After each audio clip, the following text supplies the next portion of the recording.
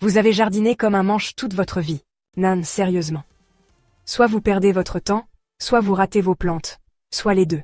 Et si je vous disais qu'un simple changement dans votre façon de semer pouvait vous donner des récoltes plus abondantes, des plantes en meilleure santé et beaucoup moins de prise de tête? Et si votre façon de planter vous mettait des bâtons dans les roues sans même que vous le sachiez? Aujourd'hui, on s'attaque au débat ancestral des semis, à l'intérieur ou en pleine terre. À la fin de cette vidéo, vous saurez exactement quelle méthode vous permettra d'obtenir le jardin le plus florissant, le plus enviable. C'est parti. Bon, parlons des semis, le combat éternel du jardinage. D'un côté, on a la méthode en intérieur, contrôlée, précise, une vraie crèche pour plantes. De l'autre, les semis en pleine terre. La méthode sauvage, sans chichi, débrouille-toi, de la nature. Les deux méthodes ont leurs avantages et leurs inconvénients. Et si vous vous êtes déjà retrouvé à fixer un sachet de graines, comme si c'était une question de vie ou de mort, bienvenue au club. Démarrer les semis à l'intérieur permet de tout contrôler, température, lumière, humidité. Le traitement VIP quoi. C'est particulièrement utile si vous habitez dans un endroit où il y a des gelées surprises ou si vous aimez jouer à Dieu avec vos tomates. Mais c'est aussi un peu exigeant.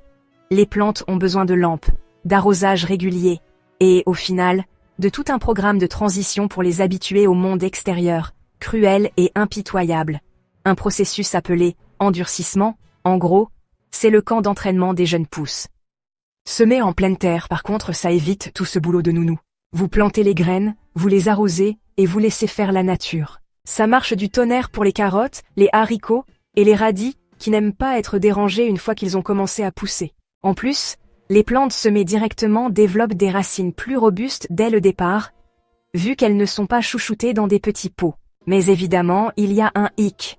Les graines sont à la merci des intempéries, des nuisibles et des oiseaux qui décident que votre jardin est leur resto perso. Ah, et n'oubliez pas les mauvaises herbes. Votre petite pousse se retrouve dans Hunger Games.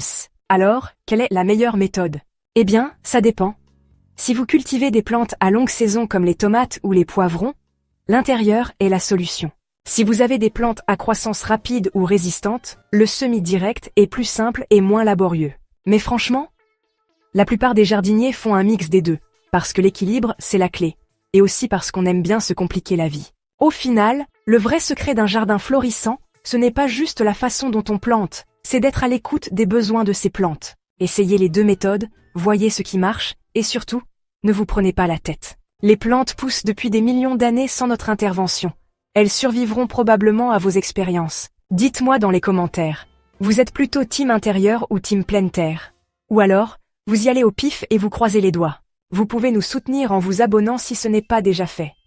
Prenez soin de vous, prenez soin de vos plantes, et on se retrouve bientôt pour une nouvelle vidéo.